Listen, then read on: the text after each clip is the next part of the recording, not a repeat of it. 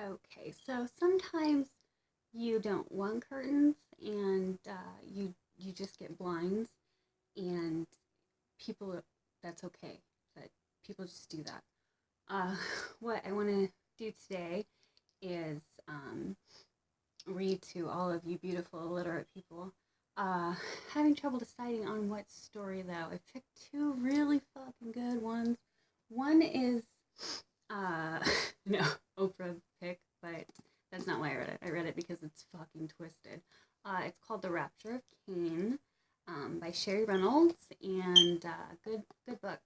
Um, you know what? I think the other one's intro is pretty short, so I think I'll read this one first. It's um, not got an intro. Well, that's fucking epic. Yeah. Special little snowflakes upset. I'll get over it. Yeah. Just, no, it just hurts a little bit. That's cool. I'll just read a part of it too. I spent a lot of my time weaving, but you'd never know it from my hands. With threads, hair, twisted fabric, I weave in fragments of myself, bits of other people. I weave in lies, I weave in love. And in the end, it's hard to know if one keeps me warmer than the other. And when I'm done, I lift the rug from the loom and study it with my fingers. When I back away 5 feet, it's blurrier or more knotted than I remember it. And from 20 feet, it grins at me when all along I thought it pouty. I ask myself, is that my rug? When I read that, I almost said, is that my badge? Because that's the only three-letter word I know that ends with G, but whatever. But like anything I make, the rug is never mine. I'm gonna read the back too because that doesn't tell you just exactly how twisted this book is. It's fabulously, fabulously fucked up. If there was a fucked up genre of books, I would have a lot easier time picking books to read. I would, yeah. That would be simple. I'll get out. A little slutty. Okay. At the Church of Fire and Brimstone and God's Almighty Baptizing Wind, Grandpa Herman makes the rules for everyone, and everyone obeys, or else.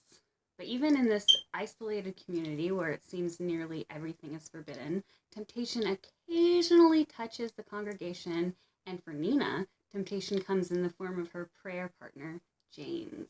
Nina is determined not to sin with James, so determined that she's willing to fill her shoes with shells to keep her mind on Jesus' pain. Nevertheless, she finds herself pregnant. She fears the wrath of Grandpa Herman, the church members, and God himself. But the events that follow show Nina that God's ways are more mysterious than even Grandpa Herman can understand. I actually forgot how religious this was. A little off-putting, but it's not, that's not everything in here. Yeah, there's a pregnancy. You already know that. Yeah. So, The Rapture of Canaan by Sherry Reynolds. Yeah. Let's see here. This is a series of books that I got interested in, and then I did a little fan fiction, which I'm not really a fan of, but I'm pretty sure that's what it's called. I wrote a seriously long, short story about awesomeness, and I'll tell you more about it in a second. This story is called Beauty's Release. It's part of a three-book series, Sleeping Beauty, traditionally told. And I do not know who she originally released this under, but it was not Anne Rice. I think it was like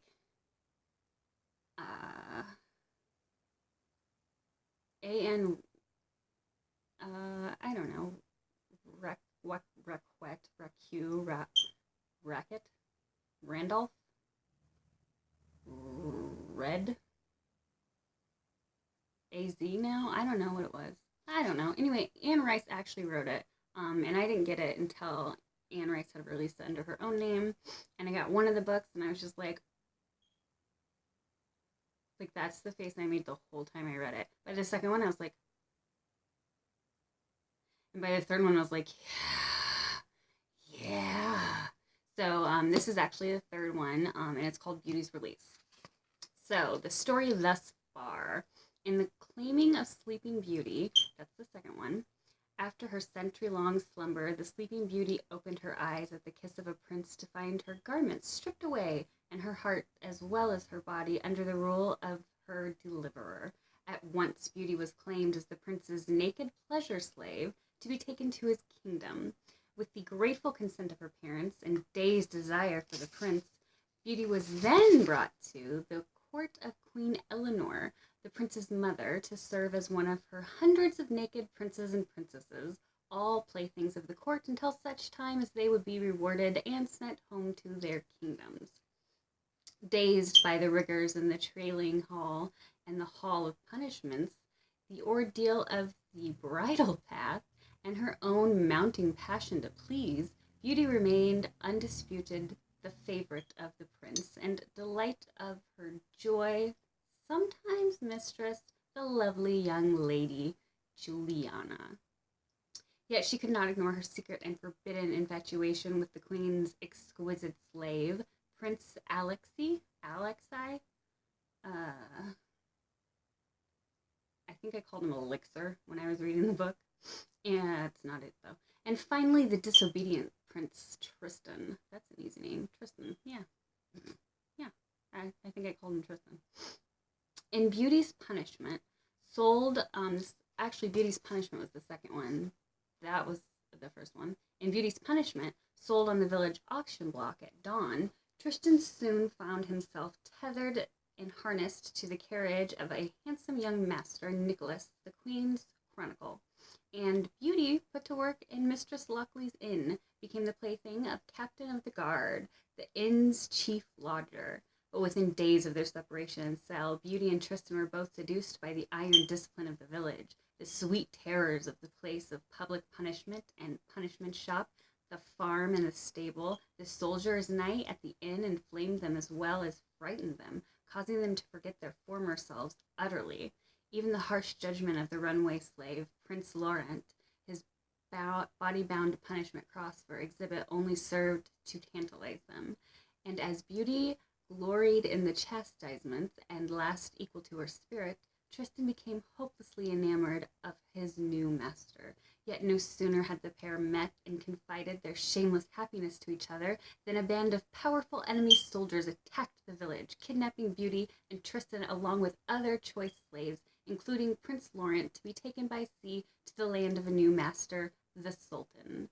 Within hours of the attack, the stolen princes and princesses learned that they would not be ransomed. By agreement between their sovereigners, they had become condemned to serve the Sultan's palace until such time as they would be safely returned to their queen for further judgment. Kept in long, rectangular golden cages in the hold of the Sultan's ship, the slaves accepted their new destiny. As our story continues, it is the night on the quiet vessel, and the long voyage is nearing its close, and Prince Laurent is alone with his thoughts about slavery. I don't think that does this book justice either. I would not read these based on their intros, because that doesn't say anything about putting a fucking phallus object up anyone's ass and having a tail hanging from it and you being a fucking pony. Like, this shit's real fucking awesomely dirty, like all kinds of like, and like,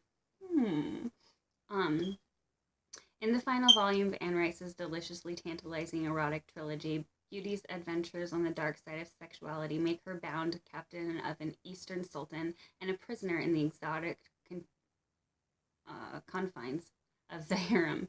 As this voluptuous adult fairy tale moves forward to conclusion, all Beauty's encounters with the myriad various of sexual fantasies are presented in sensuous, rich prose that intensify an exquisite rendition of love's secret world, and makes the Beauty series an incomparable study of erotica.